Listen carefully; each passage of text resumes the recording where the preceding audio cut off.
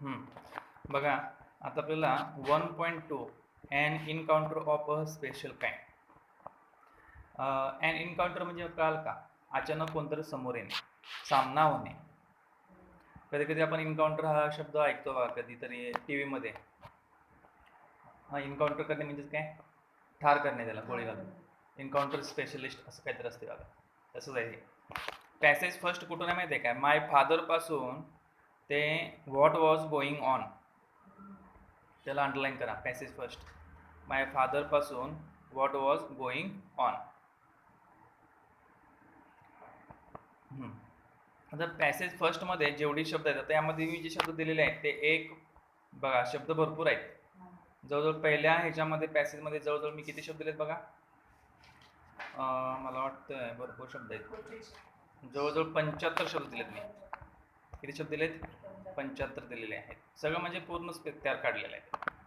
My father was a medical professional working for a private company in Raniganj in West Bengal. Bengal आहे का बेंगाल आहे? जरा बघा, वेस्ट बेंगाल असेल, बेंगाली ना. The officers of the company were housed in individual bungalows inside a large campus. आता अतिशय सोपा भाग आहे. माय फादर म्हणजे माझे वडील नव्हे, तर कुणाचे वडील? ऑथर्स फादर, लेखकाचे वडील. ते तुम्ही माय फादर म्हणायचं नाही, हिज फादर म्हणायचं. आणि लेखिका असेल तर हर फादर. लक्षात ठेवा, मायच्या ठिकाणी काय करायचे बघा. तुम्ही उत्तर लिहित असताना काय करताय? माय फादर हा आहे तसं लिहिते, त्यामुळे अर्धा मार्क कट होतो. तुमचे वडील नाही तिथे, लक्षात ठेवा. तर कोणाचे वडील? ज्यांना हा पॅसेज लिहिलेला आहे त्याचे. My father was a medical professional working म्हणजे माझे जे वडील आहेत ते मेडिकल क्षेत्रामध्ये काम करतात आणि ते प्रायव्हेट कंपनीमध्ये काम करतात. प्रायव्हेट कंपनी कुठं आहे? वेस्ट बेंगालीमध्ये राणीगंज हे ठिकाण आहे, पश्चिम बंगाल. पश्चिम बंगालमध्ये राणीगंज ह्या ठिकाणी आहे. The officers of the company were housed म्हणजे त्या कंपनीचे जे ऑफिसर्स आहेत त्यांनी स्वतःची घरे बांधली, घरं होती स्वतःची. इंडिव्हिज्युअल म्हणजेच काय? वैयक्तिक. इंडिव्हिज्युअल म्हणजेच काय? वैयक्तिक बंगलो होते. Inside a large campus. Large campus म्हणजे माहिती आहे का? मोठा कॅम्पस होता. कॅम्पस म्हणजे काय का? जेवढा त्या ऑफिसचा एरिया असेल किंवा त्या कंपनीचा एरिया असेल किंवा त्या घर बांधण्यासाठी जो एरिया दिलाय त्याला म्हणायचं campus. Our house was in corner of the campus. आणि आमचे जे घर आहे ते कॅम्पसच्या कुठे होते? कॉर्नरला. आवर हाऊस म्हणजे सांगा, आमचे घर त्या कॅम्पसच्या कुठे होते? कॉर्नरला होते. द ऑफिसर्स क्लब वॉज आणि ऑफिसरचं जे क्लब म्हणजे माहिती आहे का? मंडळ किंवा ती समिती किंवा संस्था.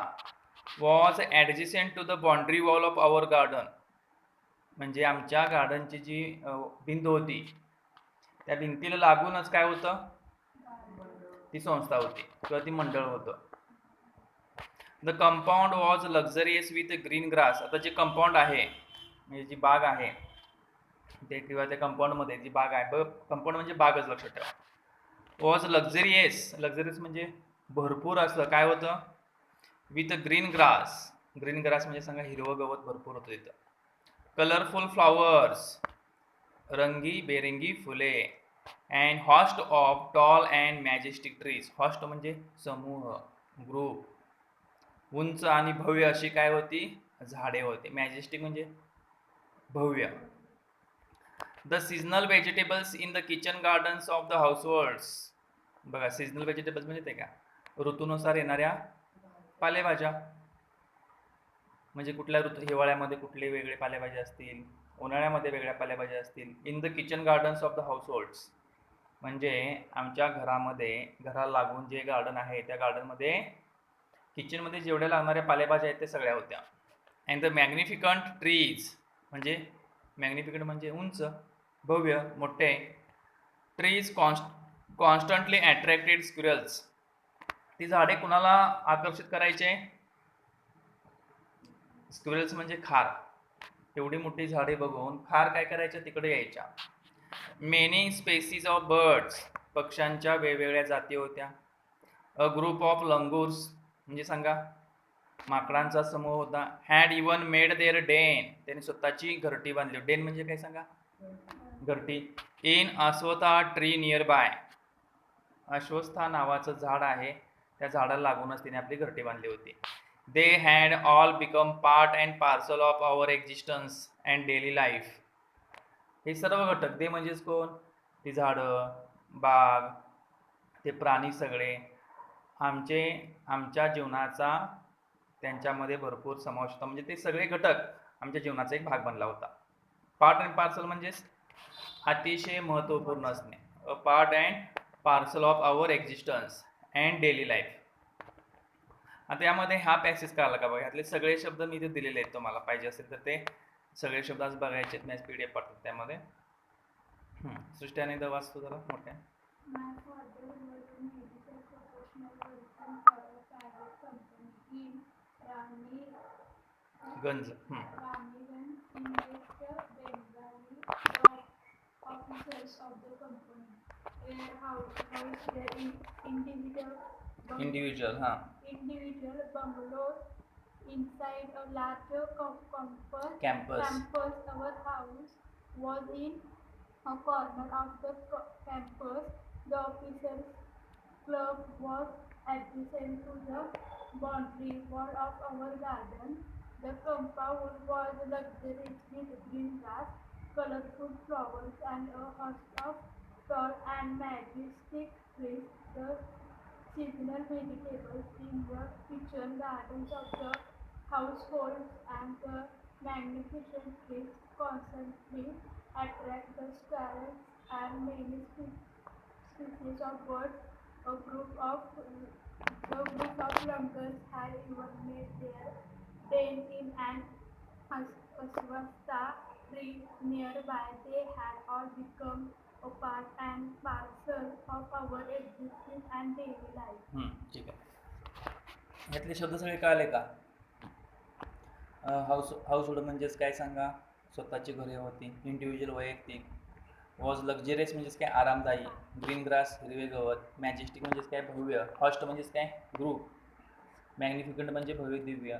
स्क्विरल्स म्हणजे खार. लक्षात ठेवा. आता पुढचा बघा. A small incident on a Saturday afternoon left a profound effect on me. बघा, ऑन मी म्हणजे माझ्यावर. आता मीच्या ठिकाणी तिथं काय घ्यायचं, तिथं त्याला गोल करा. मीच्या ठिकाणी काय करायचं सांगा, हिम लिहायचं. काय लिहायचं, हिम. आणि मायच्या ठिकाणी जिथं माय होतं तिथं काय करायचं, हीच करायचं. लक्षात ठेवा. हा बदल करायला शिकला तर तुम्हाला आउट ऑफ मार्क मिळून जाते. On him unfold before my eyes a whole new dimension to the wonders of the God's creation. Unfold म्हणजे रिलीज होणे, माझ्या समोर उघड झाला. एक अतिशय मोठा प्रसंग घडला.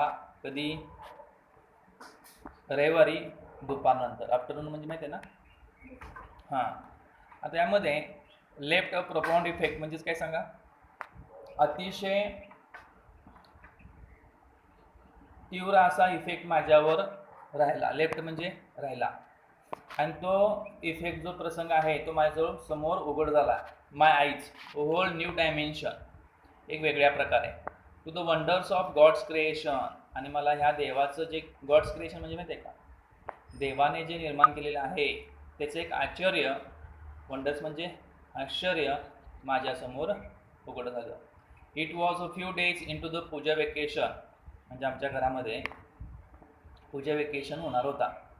Just like for any other child, जसं इतर बाळ करतं, मूल करतं. The holidays provided and opportunity for me. आणि ही सुट्टीसुद्धा मला एक संधी मिळून गेली होती. प्रोव्हाइडेड म्हणजे मिळणे, अपॉर्च्युनिटी म्हणजे संधी, हॉलिडेज म्हणजे सुट्टी. म्हणजे ज्यावेळी इतर मुलाला कसं सुट्टीच्या वेळी आनंद वाटतो तसं मला सुद्धा आनंद वाटला. For me to become engrossed in various magazines. Engrossed म्हणजे मी गुंग झालो. स्वतःला मी काय केलं, त्यामध्ये व्यस्त करून ठेवलं. कशामध्ये, इन व्हेरियस मॅगझिन्स, वेगवेगळी मी पुस्तकं, मासिकं वाचू लागलो. मॅगझिन्स म्हणजे मासिके. अँड स्टोरी बुक्स, गोष्टीचे पुस्तके वाचू लागलो. Published specially for children in the festive season. आता बघा, फेस्टिव्ह सीझन म्हणजे माहिती आहे का, दिवाळीच्या वेळी वगैरे आपल्याला घरामध्ये वेगळं दिवाळी अंक येतो माहिती आहे का, गुढीपाडव्याच्या वेळी गुढीपाडवा अंक येतो. तसं फेस्टिव्ह सीझनला जी पुस्तकं किंवा जी मॅगझिन्स किंवा जी वर्तमानपत्र पब्लिश झाली होती ती मी सगळी वाचू लागलो. आफ्टर अ हर्टी लंच, दुपारचं अतिशय चांगलं जेवण झालं. My parents and my younger sisters, my parents घ्यायच नाही तर his parents and his younger sisters lay down for and afternoon nap. Lay down म्हणजे झोपे गेले, आफ्टरनून नॅप म्हणजे दुपारची झोप. I settled down with a story book, मी कुठे बसलो, स्टोरी बुक वाचायला बसलो. The quiet afternoon presented the perfect backdrop of reading and adventure story. बघा दुपार कशी होती, अतिशय शांत होती आणि एक चांगलं वातावरण तयार झालं होतं. आणि मी कसल्या गोष्टी वाचत होतो, ॲडव्हेंचर स्टोरी. ॲडव्हेंचर म्हणजे सांगा, साहसी धाडशी गोष्टी वाचत होतो. द सायलेन्स वॉज अकेजनली, बघा द सायलेन्स वॉज अकेजनली, जी शांतता होती अधूनमधून ब्रोकन नष्ट होत होती. By the sound of my family snoring, कुणामुळं माझी शांतता भंग होत होती. माय फॅमिली स्नोरिंग म्हणजे माझ्या फॅमिलीचा घोरण्याचा आवाज. स्नोरिंग म्हणजे घोरणे. The intermittent chirping of house sparrows, अधूनमधून. इंटरमिटंट म्हणजेच का, अधूनमधून पक्ष्यांचे चिवचिव करत होत्या. आमच्या घरातल्या ज्या चिमण्या होत्या त्या काय करत होत्या, चर्पिंग म्हणजे सांगा, चिवचिव करणे. द हर्ष कॅविंग ऑफ क्रो, बघा अतिशय तीव्र असा आवाज. हर्ष म्हणजेच काय, कावळ्याचा कावकाव करणे. The shrill call of kite flying high above the ground, आणि स्ट्रील कॉल म्हणजेच काय, अतिशय कर्कश असा आवाज. काईट फ्लाइंग म्हणजे पतंग वर उडाल्यानंतर मुलं काय करत होती, अतिशय मोठ्याने ओरडत होती. मिनिट्स टिकड बाय, आणि घड्याळातले काटे सुद्धा आवाज करत होते. I become deeply absorbed in the book, आणि मी अतिशय खोलवर पुस्तक वाचण्यात ॲब्झॉर्ब्ड झालो. ॲब्झॉर्ब्ड म्हणजे गुंग होणे. Suddenly I heard a group of street dogs, अचानकपणे मी काय ऐकलं, हर्ड म्हणजे ऐकले, स्ट्रीट डॉग्स म्हणजे रस्त्यावरची कुत्री. Barking furiously in the distance, furiously म्हणजे अतिशय तीव्र असा आवाज करत ती ओरडत होती. I choose to ignore the commotion, thinking that the pack of dogs might have cornered a hapless pig. I choose म्हणजे सांगा, निवडले. मी काय ठरवलं, इग्नोर करायचं ठरवलं त्या कमोशनला. कमोशन म्हणजे गोंधळ, कुत्री जी गोंधळ करत होती त्यांच्याकडे मी इग्नोर करायचं ठरवलं. इग्नोर करायचं ठरवलं म्हणजे दुर्लक्ष करायचं ठरवलं. मी विचार केला, thinking that the pack of dogs, कुत्र्यांचा एक गट, might have cornered a hapless pig. Hapless pig म्हणजे एका असहाय्य डुकराला. हॅपलेस पीक म्हणजेच काय सांगा, एका असहाय्य डुकराला कुणी घेरलं असेल. हॅव कॉर्नर्ड म्हणजे घेरणे, कुणी घेरलं असेल, कुत्र्याने घेरलं असेल, असं मी विचार केला आणि मी दुर्लक्ष केलं त्या आवाजाकडे. बट सून, परंतु the barking became louder and more aggressive, परंतु ते कुत्र्यांचं जे बार्किंग आहे अतिशय मोठं झालं आणि मोर ॲग्रेसिव्ह, अतिशय कर्कश. And the alarmed cawing of flock of crows, आणि क्रोज म्हणजे कावळ्यांचा जो थवा आहे, ॲडेड, त्यांचा सुद्धा आवाज ॲड झाला. आता यामध्ये काही शब्द आहेत बघा, एक मिनिट पुढे ॲडेड घेतलं काय, पण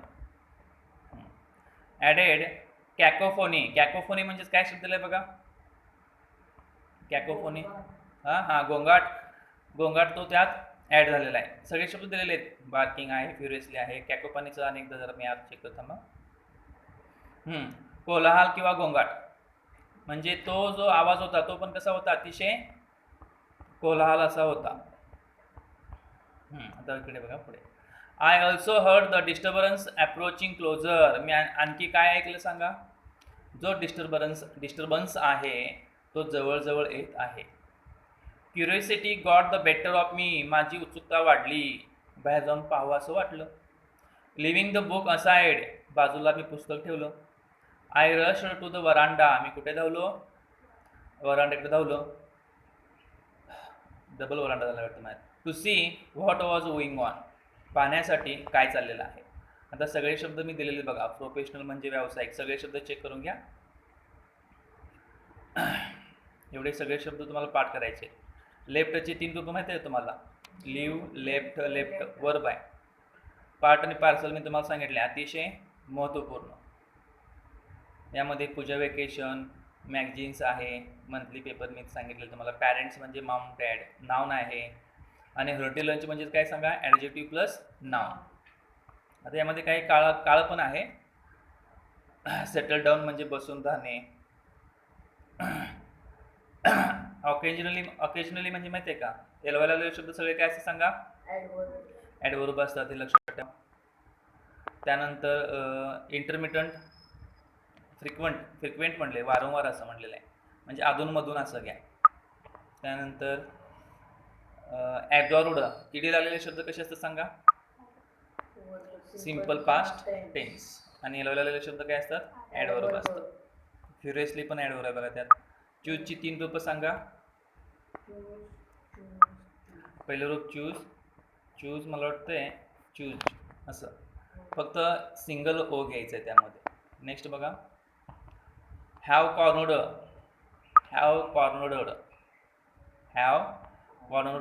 काळ कोणता सांगा, प्रेझेंट परफेक्ट टेन्स आहे, ईडी लागलेला आहे. काय दिले, समानार्थी शब्द. आता पुढे बघा, नेक्स्ट कॅकोफोनी मार्च घेतलाय शब्द, अप्रोचिंग क्लोजर घेतलाय, म्हणजे जवळजवळ 75 शब्द आहेत. ते शब्द बघायचे व्यवस्थित. पॅसेज केदार फुडणं वाच पॅसेज पूर्ण. My father was a medical professional. तिथून नाही वाचायचं. A small incident on a Saturday afternoon left a profound effect on me and unfolded before my eyes a whole new dimension to the wonders of God's creation. It was a few days into the Puja vacation, just like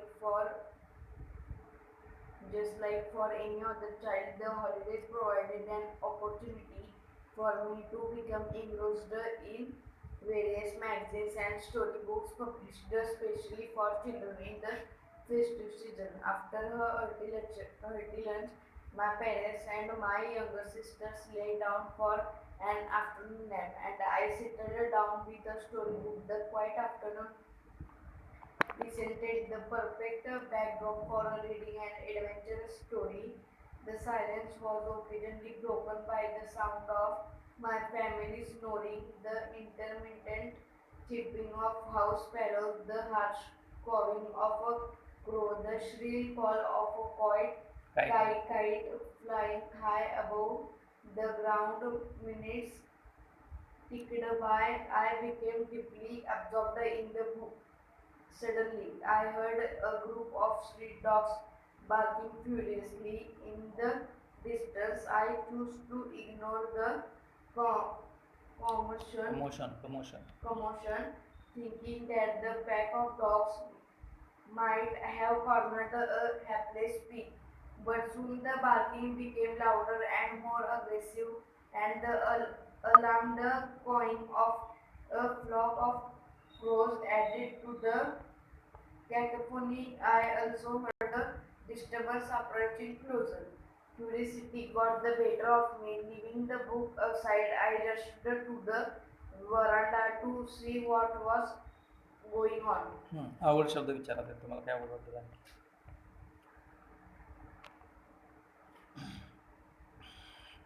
पहिल्यापासून घ्या, काय आवड आहे? My father was medical professional पासून. आणि सगळे शब्द part of speech मध्ये कुठले आहेत हे पण बघायला पाहिजे. माय फादर पासून डेली लाईफ पर्यंत काय आहे का बघा अडचण.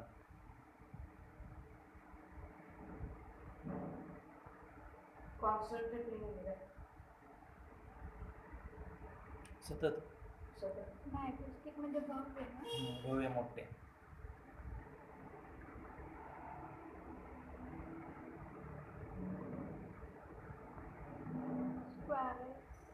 स्क्विरल्स म्हणजे खार, ते झाडात चढतात माहिती आहे काय, खारे.